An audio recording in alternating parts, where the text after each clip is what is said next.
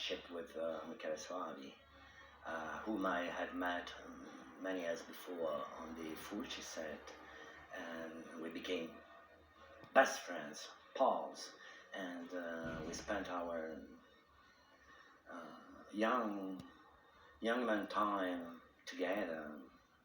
Great friendship. So I was in his first movie, which was Bloody Bird, and of course he called me for the second one, which was the church. And at that time I was very busy with the theater.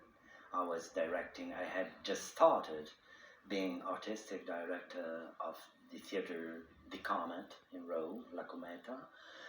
So I was very busy, but of course I said yes, and so I found myself in Budapest. Michele Soavi is one of the best directors I worked with, and I'm not saying this because he's a friend of mine. He was very young at that time, very passionate, and you know the main difference in between him and other genre directors I worked with was that the others were good professionals, very good professionals, but they had done whatever. They were doing what was fashionable at the time. Western if it was Western, sexy comedy was sexy comedy, peplum if it was peplum. So horror didn't mean anything special for them. Whilst Michele had a great, strong and true passion for the horror world. He was a Poe reader, a Lovecraft reader. He was a painter also, so he had nightmares and he painted his dreams. Was an entirely different kind of director. And this passion, I think, shows in... He had great technical skills, always had. But apart from that, he had a passion that I think shows in his films. Dario Argento was the producer of the film. I think he also participated in the writing.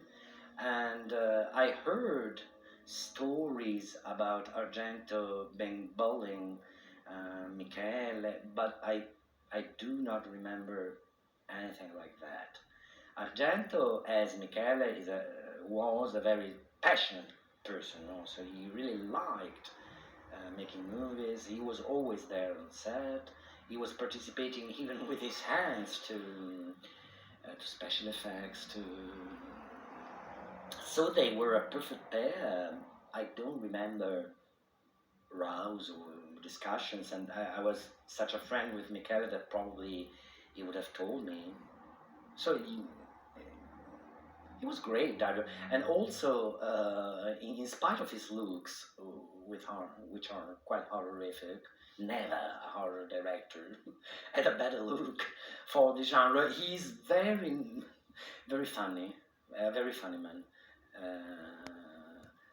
He always was telling stories, jokes, a very funny person.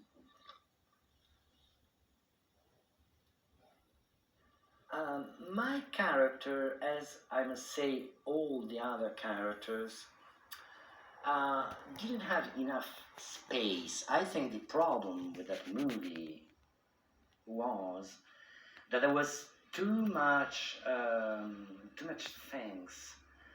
I mean, too many characters, a lot of horror, a plot that was going nowhere. So anyway, there wasn't enough space to define the characters. My characters were supposed to be feeling guilty because of homosexuality, but there was nothing to explain this. So it wasn't really well written, I must say.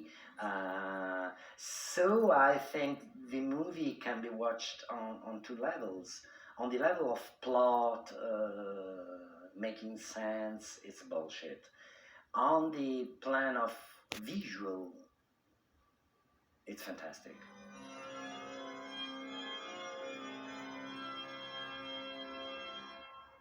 You know, Italian movie people tend to be routinier, meaning that if you play a king, then you play four more kings.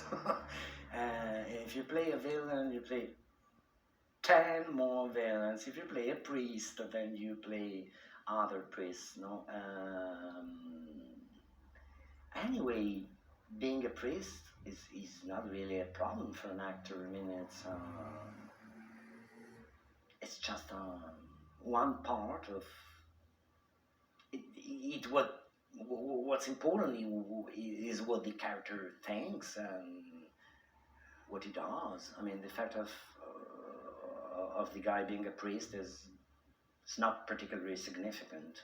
We shot the entire movie in Budapest, which was at that time still under the Russian influence, but had always been the how can I say, the park, the amusement park for the Russian nomenclature. So they were flying from Russia to have prostitutes, to have parties, to have. So Budapest was very special. Was very special. There were striptease. There was porn movies in the hotel. So it was quite different from other Soviet influenced countries.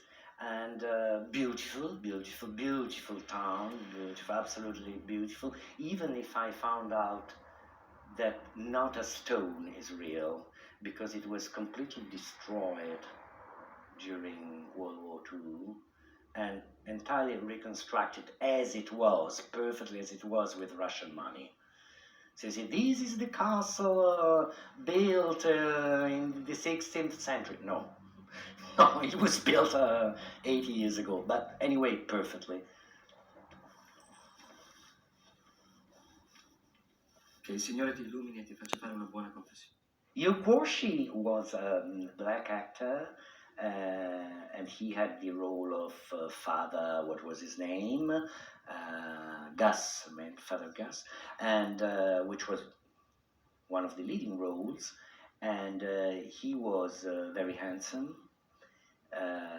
with a body of an athlete, and that an extremely good actor. And as a matter of fact, he had done a lot of theater, so we discussed a lot about stage things, about the role of Othello, and the effect of Othello being black. Is this important?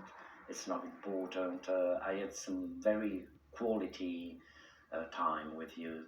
The cast of that movie was very rich. It was many characters, and I got to be friends with many of them because Barbara Kupisti was Michael's fiancée at that time. So I knew her from the previous movie I had done with her. We were best friends.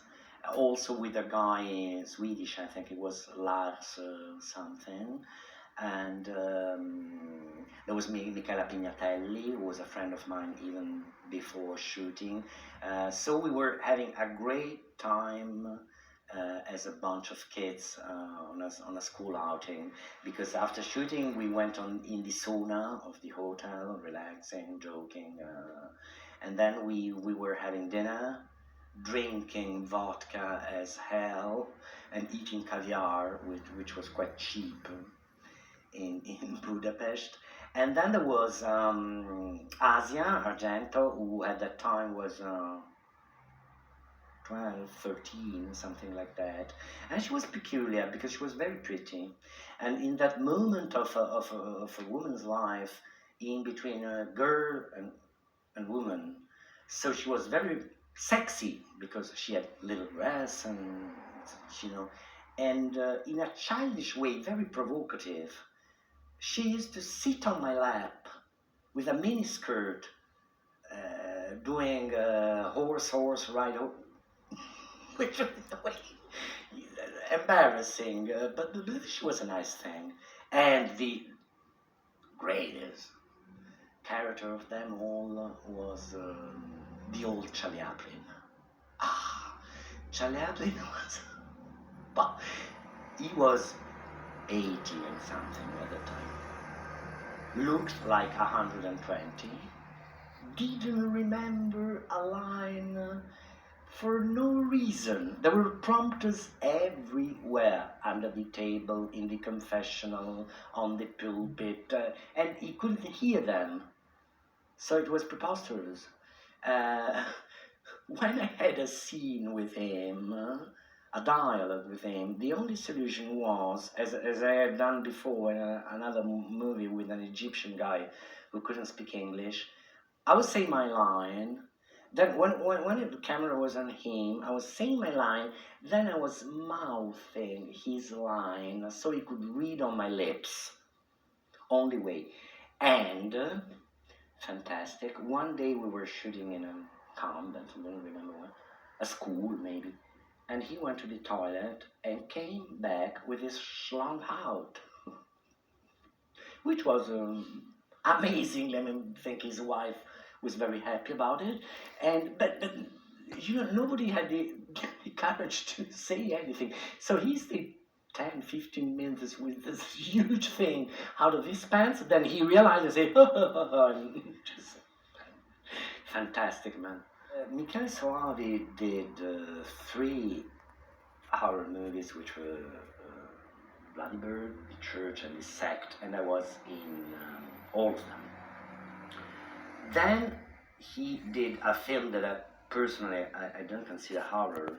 It's a masterpiece in my opinion, which was Cemetery Man, which it was a movie I adored, which was funny, full of sense of humor, great. And in that he called me, I remember perfectly, he called me by the phone and said, I'm suffering. I said, Michele, why? Because I can't give you a role in that movie. There's no way. That's the assistant. I mean, he must be fat, must be ugly, and there's no role. I said, Michele, don't bother. Okay, if you want to, because he considered that was his lucky charm. I said, Michele, if you want me to pass in front of the camera like Hitchcock, I can do it. So then he stopped making genre movies, he switched to TV. And I was a bit surprised about the fact that he did call me 2 years ago for a little role in one of these police detective things he does for TV. I think he wanted to cut with his past. And I was such a great part of his past that he didn't want to mix things.